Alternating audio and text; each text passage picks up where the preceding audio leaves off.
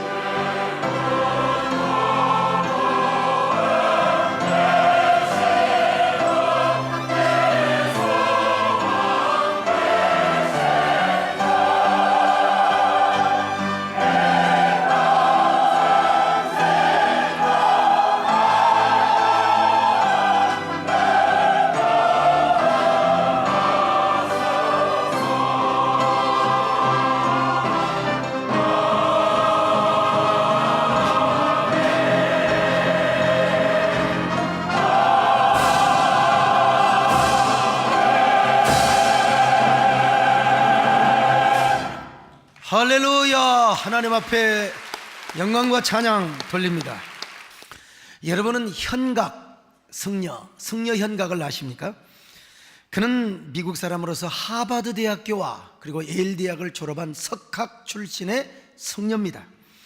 그가 얼마 전 동국대 중앙당에서 열린 법회에서 종교보다는 통찰이라는 주제로 강연을 했습니다. 하얀 피부와 푸른 눈을 가진 스님, 얼마나 매력적입니까? 거기에다가 하버드 예일대 출신의 석학이었으니 일천석의 중강대, 요즘 강의 나면 대학생들 그렇게 안 모입니다. 꽉 메우고 남을 정도로 많은 사람이 모였습니다. 그는 강의 시간 내내 과학이 종교인 마냥 증명하지 못하고 또 체험하지 못하는 모든 것은 다 부정하라고 했습니다.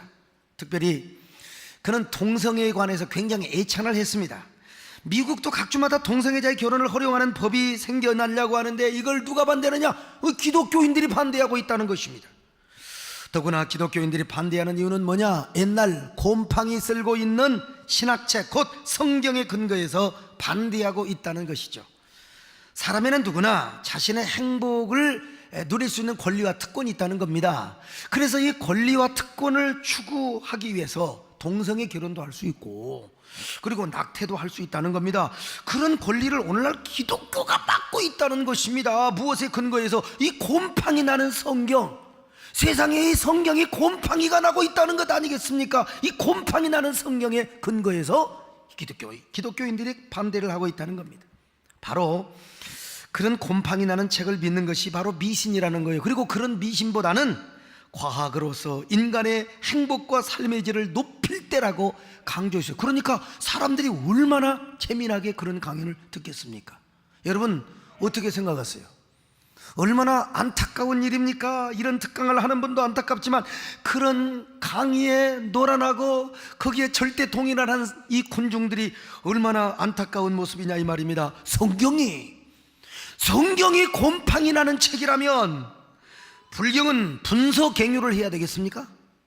그렇게 말을 해서는 안 되죠. 창조의 시작과 원리도 모르는 사람은 그렇게 말할 수 있습니다. 우주의 시작이 어떻게 됐으며 그리고 역사의 목표가 어떻게 흘러가는가, 이걸 모르는 사람은 그렇게 말할 수 있어요. 그러나 역사의 시작을 알고 알파와 오메가를 아는 하나님을 아는 사람은 그렇게 말을 할 수가 없는 것 아니겠습니까? 종교란요, 사회에 편성하고 그리고 시루에 합류하는 게 종교가 아닙니다. 그러면 일시적으로 대중의 인기를 얻을 수 있을지 모르지만 그거는 결국 종교의 타락입니다. 종교가 대중의 인기만 얻으려고 한다면 그것은 이미 종교의 타락을 보여주는 것이고, 그리고 사회는, 역사는 결국 종말을 맞이해요. 망하게 되는 겁니다. 물론 종교는 인간의 행복 추구와 삶의 질을 높여줘야 됩니다. 그러나 그것은 사회 흐름에 편승하고 시루에 합류하는 것이 절대로 아닙니다. 종교란 그 종교가 가지고 있는 가치를 통해서 시대의 정신을 이끌어가고 그리고 당시의 정신세계를 여러분 주도해 나가는 게 종교여야 됩니다. 그러나 이런 사명을 내동댕이 쳐버리고 시류에 편성하고 대중적 인기를 얻으려고 한다면 도대체 이 사회가 어디로 갑니까? 여러분 역사가 어디로 소용돌이치겠습니까? 포스트 모던 시대를 살아가는 현대에는 자꾸 이렇게 새로운 이야기를 듣기를 좋아합니다. 전통적인 가치나 교리들을 도외시하고 새로운 깨달음과 새로운 세계 이야기를 들으며 자신만의 가치와 세계 속에서 자신이 원하는 대로 살고 싶어하는 게 오늘 현대인의 욕구란 말이죠.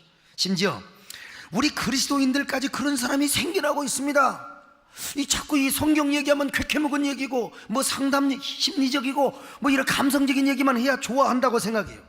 그래 자꾸 자유롭고 막 신선한 얘기를 좋아하는데 이유는 왜 그런 줄 아세요? 성경이 말씀대로 우리 귀가 가려워서 그래요. 귀가 근질근질해 가지고. 자, 디모데후서 4장 3절로 4절을 봅니다. 시작. 때가 이르리니 사람이 바른 교훈을 받지 아니하며 귀가 가려워서 자기의 사욕을 따라 스승을 많이 두고 또 그 귀를 진리에서 돌이켜 허탄한 이야기를 따르리라. 오늘날 귀가 가려우니까 바른 교훈을 안 들으려고 그래요. 신학을 말하고 성경 이야기를 하면 그거 옛날에 그 모세시대 때 얘기하는 걸 왜 자꾸 요즘도 그렇게 이야기하십니까? 그래서 사욕을 따라 자기가 듣기가 좋아하는 이런 스승들을 자기 나름대로 두고 산다는 것입니다. 그러니까 그들은 그 귀를 진리에서 돌이켜 망령되고 허탄한 이 얘기를 듣기를 좋아해요. 근데 이게 뭐냐? 자기들에게는 새로운 이야기로 들린다 이거지요. 그러니까 이런 사람들 대부분은 성경이 곰팡이 난 책이라고 생각을 하는 겁니다. 그리고 십자가의 도가 왜 이렇게 미련하게 보이는지 몰라. 도대체 맨날 예수 타령이고 지금도 예수로만 구원받느냐? 다 종교는 하나인데, 종교는 다 똑같은데 뭐 그지 십자가 도만 그렇게 이야기를 하느냐 이 말입니다. 그래서 성경도 이렇게 말씀하지 않습니까? 십자가의 도가 어떤 사람에게, 멸망하는 사람에게는요 미련하게 보인다는 것입니다. 자, 고린도전서 1장 18절을 같이 봅니다. 시작. 십자가의 도가 어떤 자에게, 멸망하는 자에게는 어떻게 보인다고요? 미련하게 보인다 이거요. 미련하게 보인다 이거요. 여러분, 왜 이렇게 세상 사람들은 십자가의 도가 미련하고 어리석게 보일까요? 이유는 세상의 대부분의 종교와 철학이 새로운 것만 탐구하고 깨달으려고 해요. 그리고 이런 세상의 코드나 트렌드와 합류가 되어버렸어요. 그러므로 여러분, 세상의 대부분의 종교가 다 사색하고 탐구하고 참선을 합니다. 뭐 이걸 위해서 막 고행도 하고 사색을 하고 수행도 하고 얼마나 참선하고 연구하고 노력하는 줄을 모릅니다. 이게 세상의 종교의 모든 어떤 노력과, 그리고 지금 이 시대의 사상적 흐름이 합류가 돼가지고 짬뽕이 돼가지고 이런 걸 좋아하고 있다 이 말이죠. 공자 참 훌륭한 사람입니다. 제가 봐도 정말 탁월하고 훌륭하고 위대한 사람입니다. 하늘이 내신 아주 천재 중에 천재입니다. 그런데 공자는 자기 스스로 뭐라고 고백했느냐? 나는 학이지지를 한 사람이라고 그랬어요. 그의 역작인 논어가 얼마나 심오한 책입니까? 중용, 아니 뿐만 아니라 그가 집대성한 주역은 얼마나 심오하고 신비한 책이냐 이 말이죠. 저는 잠이 안 올 때마다 김석진이라고 대산 선생이 쓴 주역책을 틈틈이 좀 읽어봤습니다. 저는 머리가 빠가해서 잘 이해가 안 돼요. 근데 틈틈이 조금씩 몇 장을 봤더니 이제 조금씩 주역의 원리가 보이게 되는 거예요. 아, 이 세상에는 추나 추동이 있듯이, 사계가 있듯이, 이 마찬가지요. 아, 이 운행의 기의 운행과 흐름이 이게 조금씩 이제 보이게 되는 거예요. 근데 이걸 완전히 통달하면 미래가 보이게 되는 해안과 통찰력을 갖게 된다는 겁니다. 여기서 전부요 명리가 나옵니다. 뭐 자미두수나 김은동갑이라는 전부 다 역술서적이 나오는 거예요. 그래서 점치는 책이 여기서 나왔습니다. 뿐만 아니라 이 한의서도 전부 여기서 나온 겁니다. 그 유명한 황제내경을 별에 동물을 끝없이 음양, 음체질이니 양체질이니 전부 주역의 원리에서 나왔던 거예요. 그러니 공자의 제자들이 볼 때 공자가 모든 걸 다 알고 있어요. 하늘과 땅의 이치를 다 알고 있거든요. 인생에 살아가는 도와 삼라만상의 모든 법칙과 진리를 다 터득했어. 그래서 이제 이 제자들이 물어보는 겁니다. 선생님은요 생이지지 하셨습니까? 원래 태어날 때부터 모든 것을 아셨습니까? 이렇게 물어보는 거 아니겠어요? 공자 가로할 나는 생이지지한 것이 아니라 바로 학이지지하였노라. 논어에 보면 이런 얘기가 나옵니다. 다시 말하면 내가 원래 천재로 태어나서 원래 태어날 때부터 모든 걸 아는 게 아니라 그만큼 땀 흘리고 눈물 흘려 탐구하고 노력하고 사색하고 연구했다는 말입니다. 그래서 나는 학이지지하였다.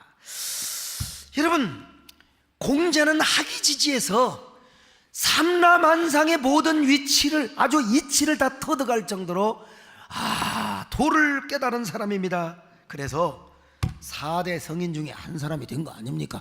우리하고는 여러분 내장 자체가 다릅니다. 훌륭한 사람이에요. 그러나 아무리 공자가 공부를 많이 해서 공자라고 그랬어요. 학이지지하였다 할지라도 거기에 이러면 하나님의 계시가 없어요. 하나님의 특별 계시가 없거든. 일반 은총의 영역 안에서, 일반 계시 안에서 열심히 달보고 별보고 주역을 연구했지만, 그러나 하나님의 특별 계시가 임하지 않았어요. 그래서 죄 용서 안 받고 어떻게 구원받는가? 요 진리를 아무리 논어를 보고 충용을 보고 아무리 대학을 보고 아무리 저 주역을 봐도 한 구절도 없습니다. 한 구절도 없어요. 다만 죄에 대한 얘기를 이렇게 공자님이 말씀을 하셨습니다. 겨우 이런 얘기인데 획죄 어천무소토야라.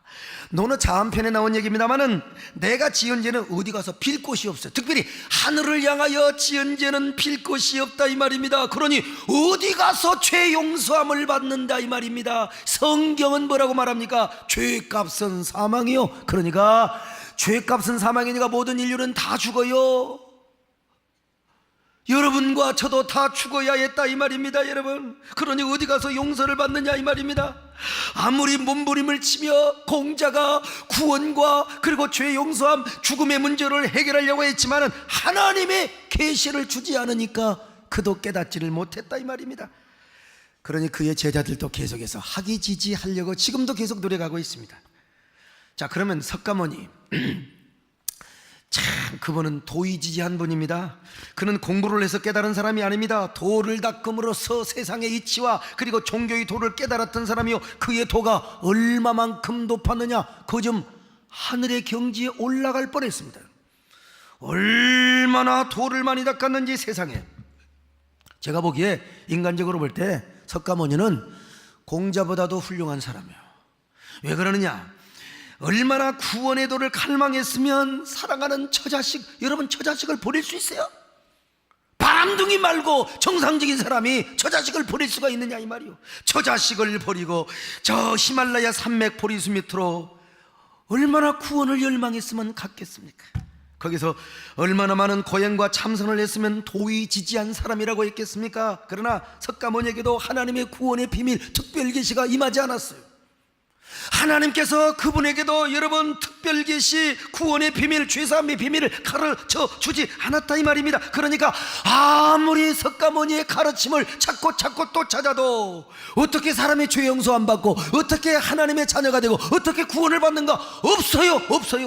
불가에서는 용어의 차이일 뿐이지 그런 말을 안 써서 그렇지, 그렇다고 하지만 여러분 구원의 비밀이 없습니다. 그렇게 고난과 고행과 참선과 수행을 많이 했음에도 불구하고 그런 구절이 없어요. 딱 한마디 있습니다. 업보중생 제도 불능이라. 불의한즉 자기가 지은 죄는 자기가 보응을 당해야 돼요. 이것을 어떤 법과 제도로도 막을 수 없다는 겁니다. 자기가 지은 죄를 자기가 보응받는다. 성경에 죄값은 사망이라. 그러니까 저와 여러분이 죽어야 된다니까요. 다 인류는 죽어야 돼요, 죄를 지었으면요. 그러나 제자들이 물어봅니다. 특별히 대표적인 난한자 제자가, 그러면 선생님 우리가 어떻게 죄 용서를 받습니까? 이 세상 후에는 우리가 어디로 가는 것입니까? 그러자 석가모니 가로할, 난 몰라. I don't know. You don't know. They don't know. Everybody don't know. 불가지론자입니다, 여러분. 몰라요, 몰라. 나는 모른다, 너희도 모른다. 선생님, 왜 모른다고만 하십니까? 선생님 도대체 다 알고 있으면서 다 알고 있음수록 왜 모른다고 하십니까? 석가모니 가로할, 하시야솔에 오도유무지 등야라. 불의한즉 언젠가 훗날 야소라는 분이 오게 될 것이다. 그러면 그때 내가 알고 있는 모든 진리는 기름 없는 등불에 불과할 거야. 그러니까 석가모니는 굉장히 양심적인 분입니다. 인간적으로 훌륭한 분이에요.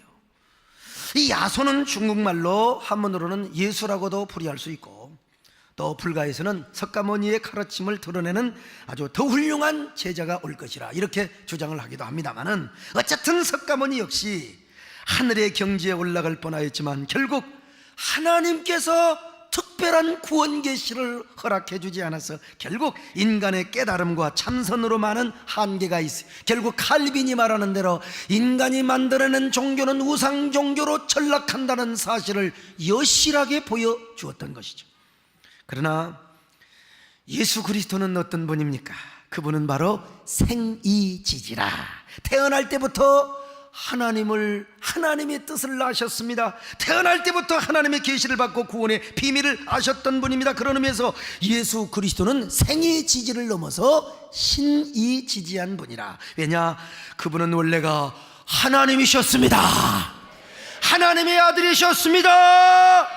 바로 그분이 하늘의 영광을 버리시고 우리에게 구원 계시 자체로 오신 줄로 믿습니다. 영생 자체로 오신 줄로 믿습니다.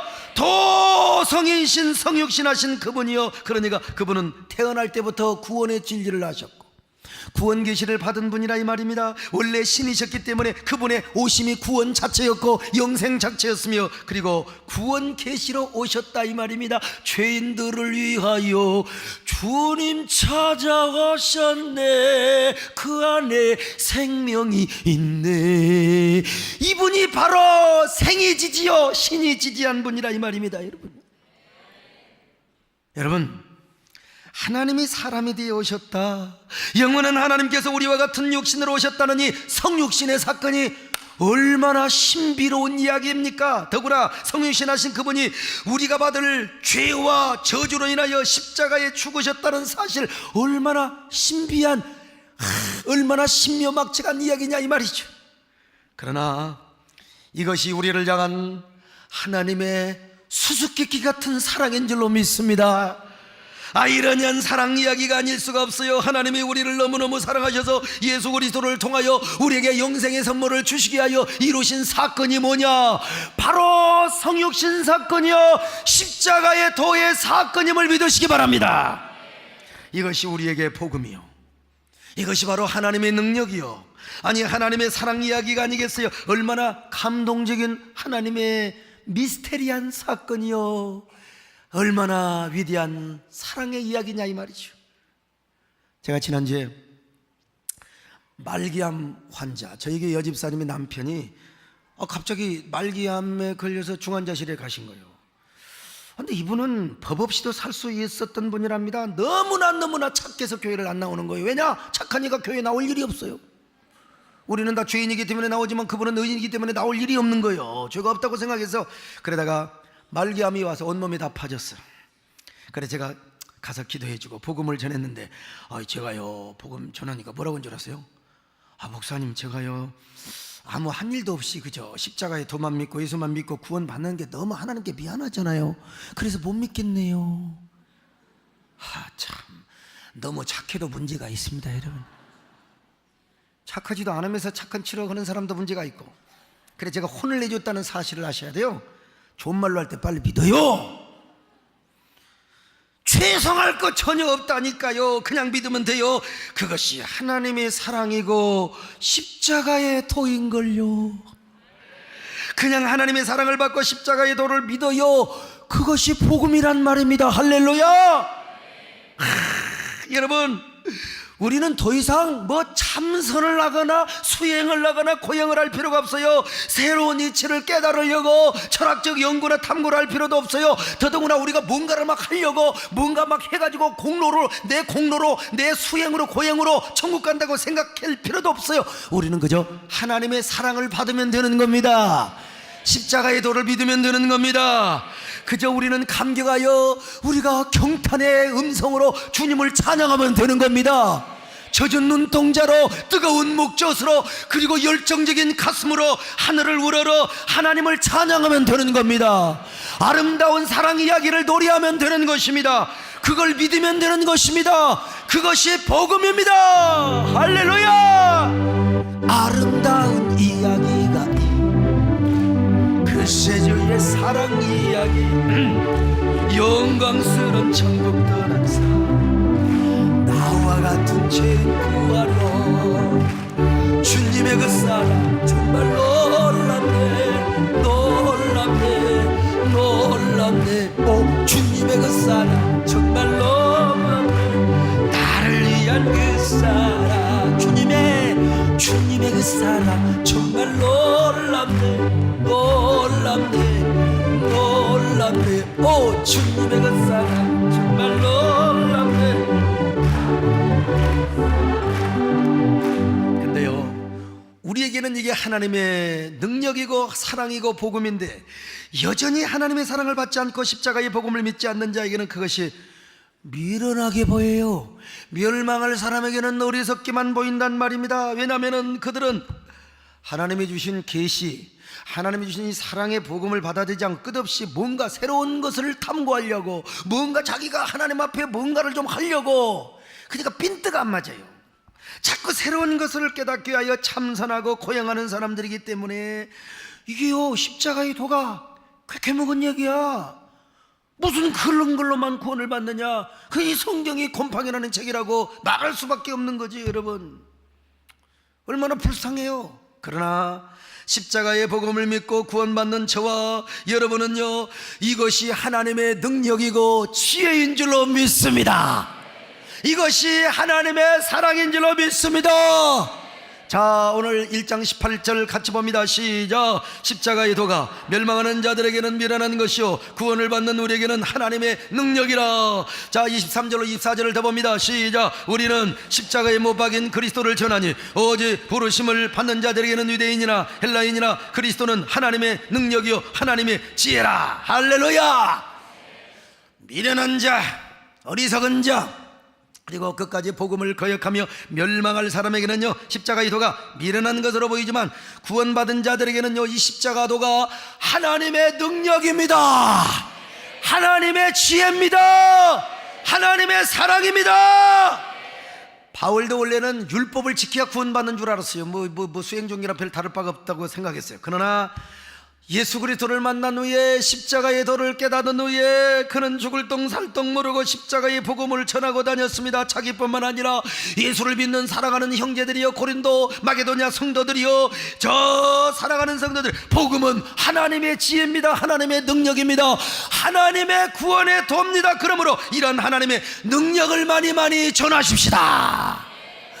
이렇게 바울은 막 외쳤다 이 말입니다. 바로 그걸 전하는 것이 세상 사람 보기에는요, 어리석고 미련한 사람처럼 보일지 모르지만 그러나 그것은 분명히 하나님의 능력이라는 것입니다.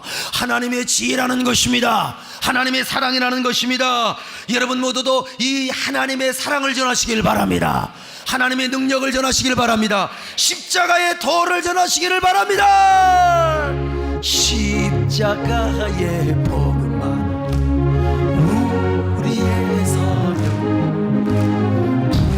부활복을 전하여 충성하자.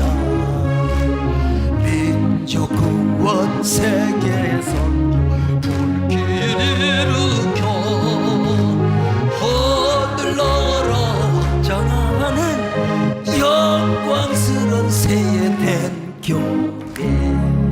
그래서 하나님은 저와 여러분을 부르셨습니다. 뭘 나타내기 위하여? 복음의 능력과 당신의 지혜를 나타내기 위하여 우리같이 미련한 사람들을 불러서 지혜 있는 사람을 부끄럽게 하기 위하여 저와 여러분을 불러주신 줄로 믿습니다.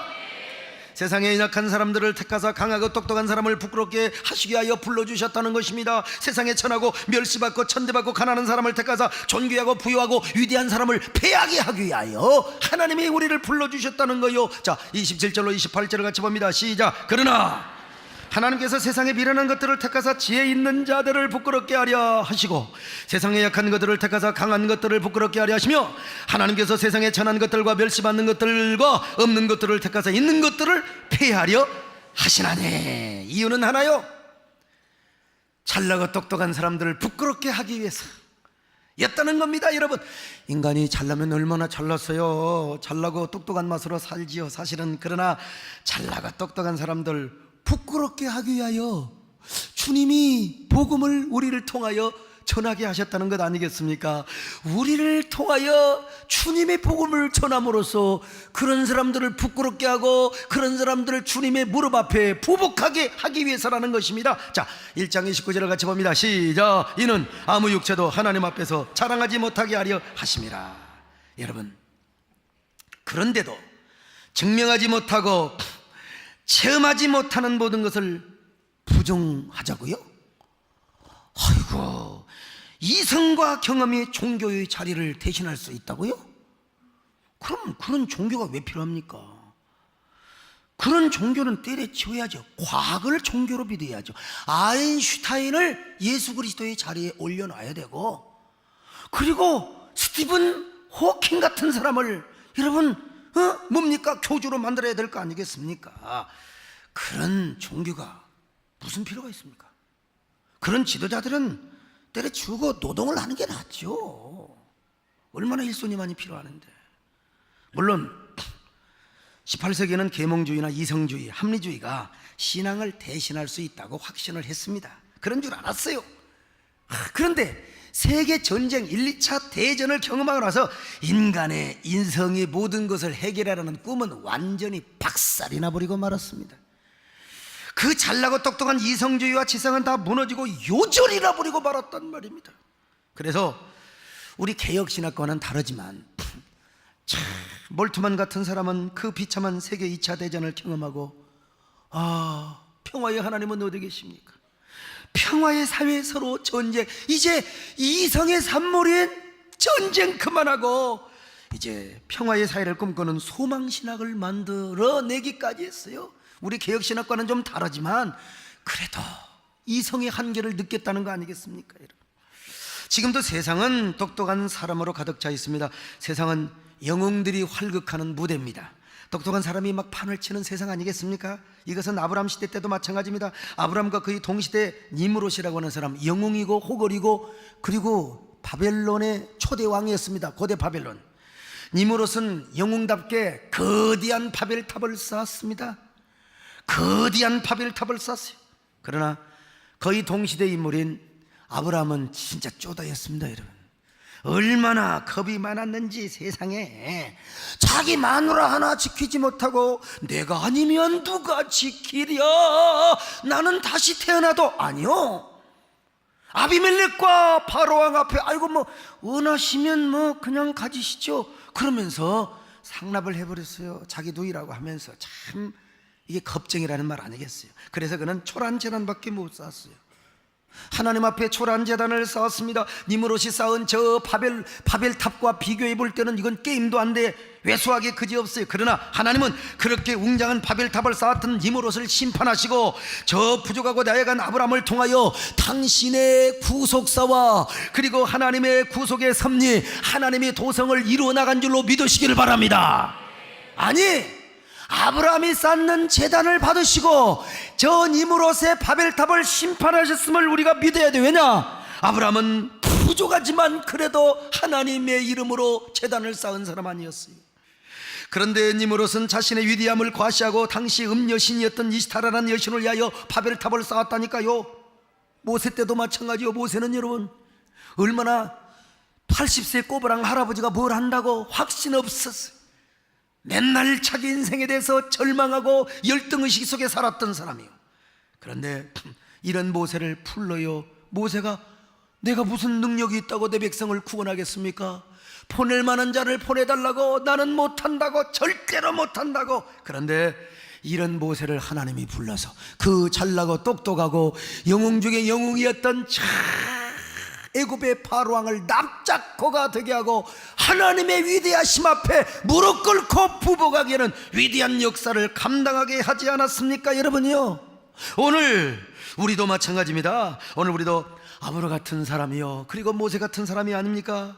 얼마나 우리가 부족하고 세상을 보세요. 얼마나 영웅호걸이 얼마나 많아요. 우리보다 잘난 똑똑하고 저 니므롯 같은 사람이요, 바벨탑을 쌓은 니므롯이요, 그리고 애굽의 바로왕 같은 사람이 얼마나 많이 있느냐 이 말이요. 나는 이런 걸 생각할 때마다 너무 하나님께 죄송하고 송구하기 그지없습니다, 여러분.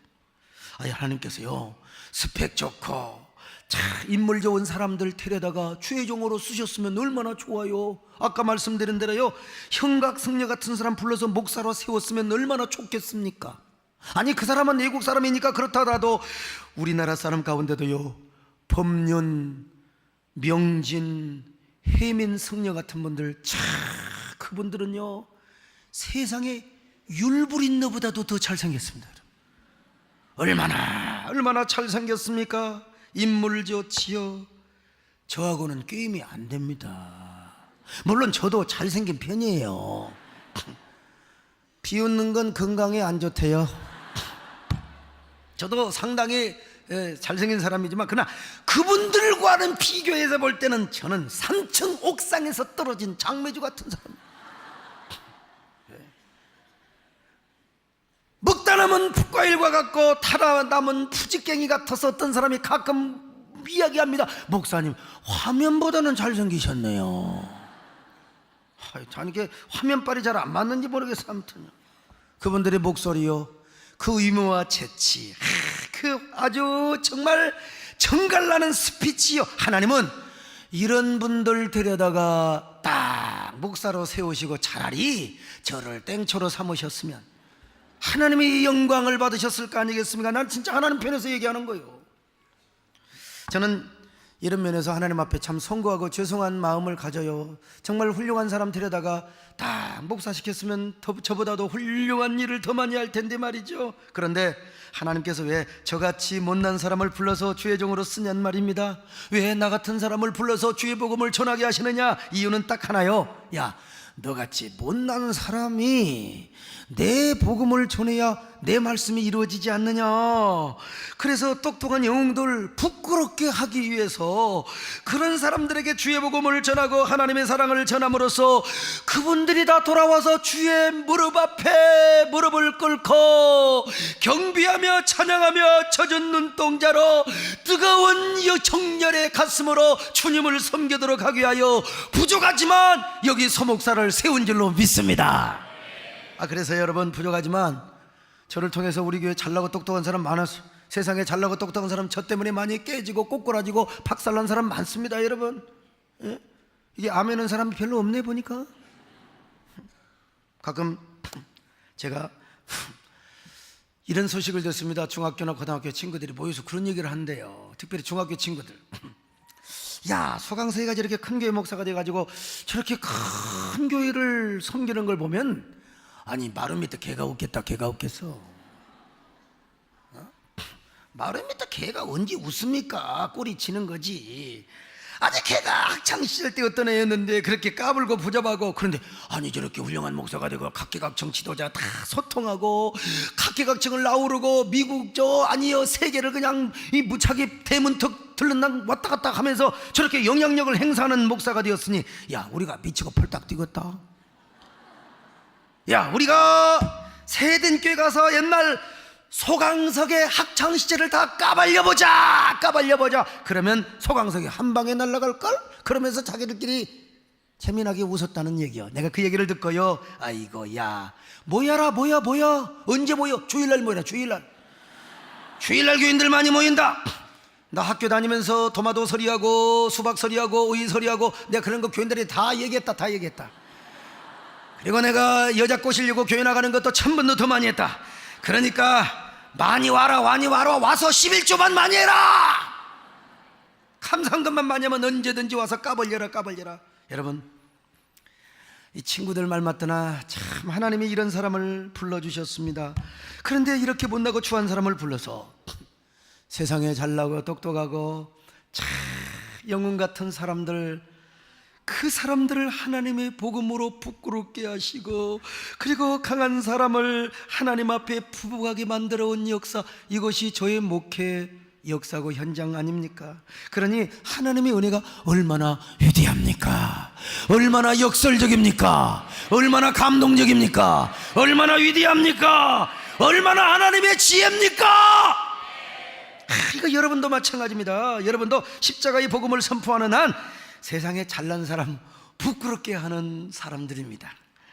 하나님의 사랑과 주님의 복음을 전하는 한 세인들을 부끄럽게 할 수 있어요. 솔직히 우리 가운데 인류대 나온 사람이 얼마나 있습니까? 나온 사람도 많이 있지만, 그러나 그 사람은 교회보다 바깥에가 더 많아요.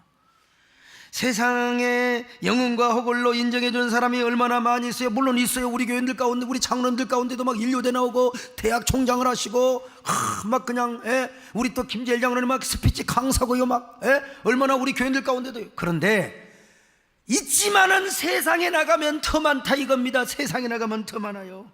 고린도 교회도 마찬가지지 않습니까? 고린도 교회 안에 문벌이 좋고 학문이 좋고 스펙이 화려한 사람 별로 없었다 이 말이죠. 한마디로 말해서 세상 영웅 호걸이 별로 없었어요. 그러나 세상에서는 연약하고 천대받고 멸시받은 사람이었지만 그들이 복음을 가지고 십자가의 도를 전할 때 그들은 위대한 사람이 되었습니다. 세상 사람을 두렵게 하였습니다. 그들을 돌아오게 하였습니다. 그들을 예수 그리스도 앞에 부복하게 하였다 이 말입니다. 세상에서 아무리 똑똑한 사람도 다 문제 있거든요. 다 아무리 영웅호걸이라 할지라도 죄 문제와 죽음 그리고 고통 앞에 신음하고 갈등하고 있습니다. 아닌 것처럼 안티크리스찬으로서 교회 십자가의 도를 핍박하고 그런 것 같지만 천만의 말씀입니다. 여러분, 다 유별나게 자기들이 안티크리스찬인 것 같지만, 그러나 내면에서 그 영혼은 지금도 절규하고 울부짖고 있다는 걸 알아야 됩니다. 마게도냐 사람들이 바울에게 도와달라고 했지만 가니까 핍박했잖아요. 다 옛날이나 지금이나 마찬가지요. 그러나 언젠가 하나님의 복음 앞에 부끄러워하게 될 날이 옵니다. 이 땅에서 안 오면 저 영원한 심판대 앞에서 오게 된다니까 여러분 믿으시기를 바랍니다. 언젠가 와요. 아무리 안티 성향을 가지고 복음 그리고 쾌쾌묵은 말씀 어떻든 십자가의 도 이야기해도 교회가 어쩌고 십자가의 도를 폄훼한다 할지라도 영원한 심판대 앞에서는 반드시 부끄러워하게 되어 있습니다. 여러분 복음을 전하다가 조금 부족하다는 생각이 드시요? 또 전도를 하면서 너무 연약하다는 느낌을 여러분 갖습니까? 물론 우리가 연약하고 부끄러워요. 우리 성가들 가운데 사실 오늘 전나에 우린 그 뮤지컬 아주 이 주인공도 계시지만 대부분 전공 안 한 사람이 더 많아요. 더 많아요. 거기 조용필 씨 계시나요? 나는 가수 중에 조용필 진짜 그 가창력이요. 허공 속에 묻힌 내가 뿅 간다니까. 근데 이런 사람 없어요. 성가대 조수미라든지 다 우리 교인들 가운데 우리 안내위원들 좀 인물이 빵빵하다고 하지만 그러나 미스 코리아 진선미 하나도 없습니다. 여러분 하나도 없어요. 미스 전북은 있더라고 보니까. 미스 군산도 있고 미스 금산 인삼 있긴 있는데 미스 코리아 진선미는 없어요. 저희 집사람도 괜찮은 편이지만 미스 코리아 옆집에만 살았지요. 전혀 전도 잘하고 전도왕들이요 노인당 다니면서 약 팔아먹는 38,000원짜리를 40만에 팔아먹는 얼마나 재주가 좋으면 그렇게 팔아먹겠습니까? 우리가 그런 사람 따라갈 수가 없어요. 그런데 하나님은 저희들을 불러주셔서 주의 십자가의 도를 전하게 하여 주셨습니다. 세상을 부끄럽게 하는 사람으로 얼마나 감사합니까? 지난주 소개했던 닉부이 지치 말이죠. 보세요. 저런 분도 세상을 부끄럽게 하고 있으니 얼마나. 여러분 이제 세상을 두려워하지 마시기를 바랍니다. 여러분 못났다고 약고 죽지 마시기를 바랍니다. 가난하다고 스펙이 적다고 절대로 부끄러워하지 마시기를 바랍니다. 그럴수록 하나님의 은혜를 높이시기를 바랍니다. 하나님의 사랑을 자랑하시기를 바랍니다. 하나님을 의지하시기를 바랍니다. 십자가의 도를 전하시기를 바랍니다. 여러분이 세상을 부끄럽게 할 수 있는 사람이 될 수가 있는 것입니다. 두려워 말라 어린 양이여 땅과 하늘의 권세 잡으니 널 찾아내요 안보하시리니 죽음에서 생명에 이르리라. 오직 믿음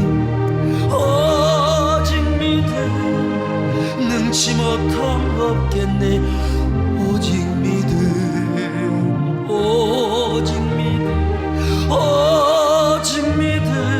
강한 자가 되리라.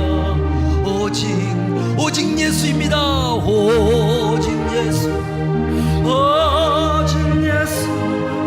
능치 못함 없겠네. 오직 예수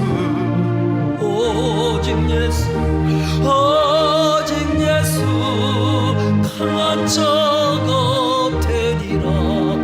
오직 예수. 여러분 오직 예수입니다. 할렐루야. 연약하다고 생각할 때 오직 예수의 신앙을 붙드시기를 바랍니다. 부족하다고 생각할 때 오직 예수의 복음을 전하시기를 바랍니다. 그럴 때 그대의 약함, 여러분의 약함으로 세인들을 부끄럽게 하고 세상 모든 사람들을 주님의 무릎 앞에 부복하게 하는 위대한 축복의 통로자가 될 수가 있습니다. 저와 여러분이 이런 사람이 되시기를 주님의 이름으로 축원합니다. 하나님 아버지 고맙습니다. 우리의 연약함으로 세인들을 부끄럽게 하는, 우리가 잘나서가 아니라 주님의 은혜와 복음으로 온 세상을 물이 바다를 덮은 것 같이 이런 아름다운 세상과 그런 사회를 끌어당기고 도입하는 저희들 되게 하여 주시옵소서. 예수님의 이름으로 기도드리옵나이다. 아멘.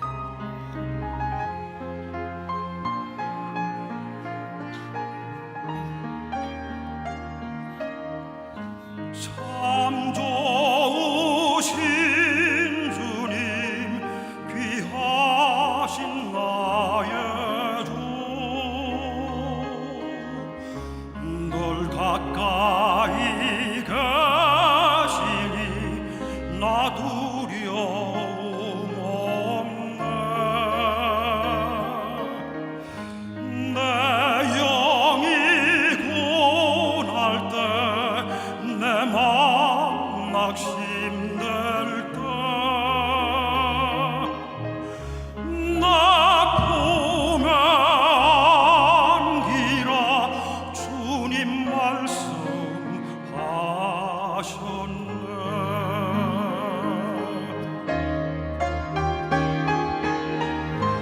광야 같은 세상 주만 의지하며 주의 인도하심 날 강건케 하시며 주의 사랑 안에서 살게 하소서. 주만 의지하리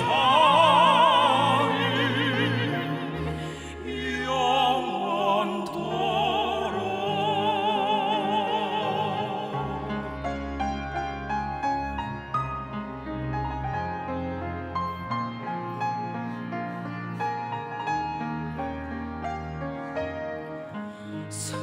선하신 나의 주 큰 종 베푸사 평화 내려주시며 늘 인도하시네. 이 세상 살 동안 주 말씀 따라서 살게 하소서. 승리하게 하소서.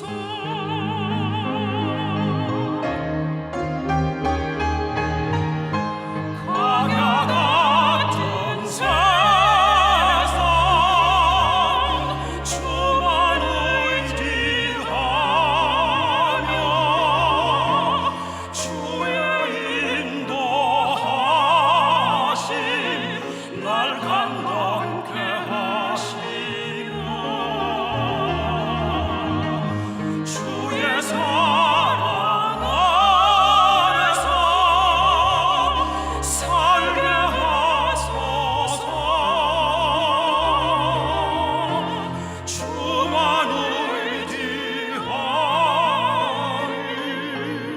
의지하리 영원토록.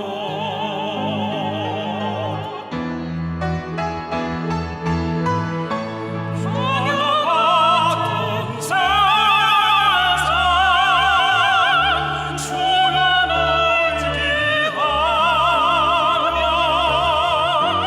주의 인도하심 날 강건케 하시며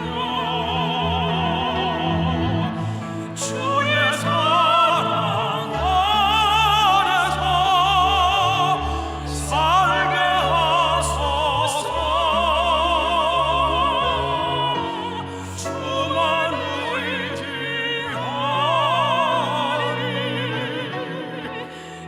영원토록. 주만 의지하리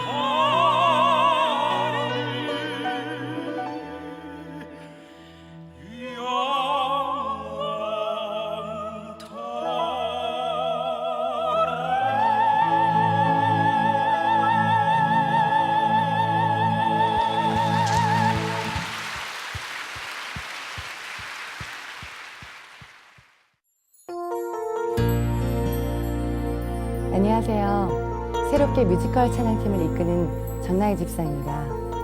먼저 이렇게 간증할 수 있는 기회를 주신 하나님과 담임 목사님께 감사드립니다. 3, 4년 전까지만 해도 교회 안에 리더였던 제가 방황자로 전락하고야 말았습니다. 찬양함의 기쁨과 하나님을 향한 열정이 넘치던 제가 주일 성수마저 힘들게 여기며 교회도 정하지 못하고 방황하는 방랑자가 되었습니다. 그런 저와 저희 가정을 세이덴 교회로 인도한 전도의 손길이 있었습니다. 너무나도 강권적인 권유에 목회를 하시는 아버지께 세이덴 교회를 여쭤보았습니다.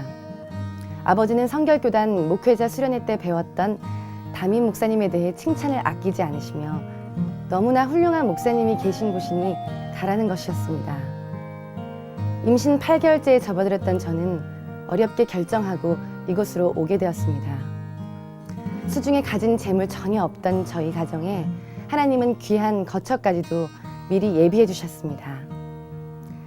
강단에 서신 담임 목사님을 처음 뵈었을 때 어떤 면에서는 놀랄 수밖에 없었습니다. 너무나도 호탕한 담임 목사님의 모습이 제게는 인간적이고 유머러스하게 느껴졌습니다. 그리고 무엇보다 말씀에 힘이 있었습니다. 어렸을 때부터 봐왔던 교회와 제가 지켜봤던 대형 교회와는 전혀 다른 모습이었습니다. 인간적이면서도 오직 하나님 한 분만을 바라보시는 담임 목사님께 반할 수밖에 없었습니다. 그렇게 새로운 시작을 꿈꾸며 첫사랑과 신앙의 회복을 간절히 원했습니다. 하지만 제겐 넘어야 할 수많은 산들이 있었습니다. 그것은 가수로서 뮤지컬 배우로서의 화려했던 저의 모습이 아닌 그 모든 것을 내려놓아야 했던 평범한 아이 엄마로서의 모습이었습니다. 스포트라이트와 수많은 사람에게 주목받던 삶에서 그저 평범한 아이 엄마가 된다는 것은 제게 크나큰 상실감을 가져왔습니다. 그리고 나로 인해 하나님을 만나게 된 수많은 연예계의 친구들이 이제는 저보다 빛나는 신앙과 삶을 사는 모습을 바라보면서 도대체 나의 은혜의 때는 언제인가를 되뇌이며 흔들리는 마음을 다잡아야 했습니다. 그렇게 제 자신을 다시금 신앙으로 하나님께로 돌이켜 연단해야 할 시간들이 필요했던 것입니다. 그리고 기도했습니다. 하나님의 때가 되었을 때 다시 복귀하게 해달라고 기도했습니다. 뮤지컬 브루클린은 그렇게 하나님께서 제게 선물로 주신 작품이었습니다. 작품이 끝난 후 오랜만에 나간 전도 모임과 순모임은 너무나 은혜로웠습니다. 그 모임을 통해서 통성기도, 잃어버렸던 방언을 회복하게 되었습니다. 제가 하나님께로 돌아오게 되자 다시금 저의 정체성을 회복하게 된 것입니다. 그리고 세이덴 교회 안에서 만난 수많은 동역자를 통해 제 마음을 열 수 있었습니다. 그들은 저를 배우, 가수 나나가 아닌 목회자의 자녀도 아닌 그저 한 사람의 영혼으로 봐주었습니다. 다른 곳이라면 제 스펙만으로도 주목을 받았을 터인데 담임 목사님은 아직 저를 모르십니다. 항상 사람들의 기대와 관심을 받았던 저였기에 이러한 마음이 너무나도 감사했습니다. 제게 이것은 담임 목사님께서 한 성도 한 성도를 선입견이 아닌 귀한 양으로 바라보시는 분이라는 것을 깨닫게 해주는 것이었습니다. 이곳에 오기 전 저는 더 이상 이룰 꿈이 없었습니다. 최고의 가수들이 참여하는 음반을 냈었고 10편의 굵직한 뮤지컬 작품에서는 주인공을 도맡아 했습니다. 그리고 꿈꾸던 이상형이 남편을 만나 가정도 이루었습니다. 이루고자 한 모든 것을 이루었기에 제겐 이루고픈 꿈이 없었습니다. 그리고 더 이상 꿈을 꾸지 않았습니다. 그러나 이제 다시 꿈을 꿉니다. 그리고 깨달았습니다. 인간적인 꿈이 아닌 하나님의 꿈을 꿔야 할 때임을 말입니다. 이제는 예수님의 성품과 섬김을 담는 배우가 되기를 꿈꿉니다. 그리고 후배 양성의 비전을 가지고 뮤지컬 아카데미를 운영하는 남편을 도와 뮤지컬계와 문화계에 하나님의 비전을 가진 배우들을 배출하는 선생님이 되기를 원합니다. 이제는 스펙이 아닌 하나님이 연출하시는 드라마 스토리 속에서 멋진 주인공이 되기를 간절히 소망합니다. 이렇게 귀한 교회를 알게 하시고 섬기게 해주신 하나님께 감사드립니다.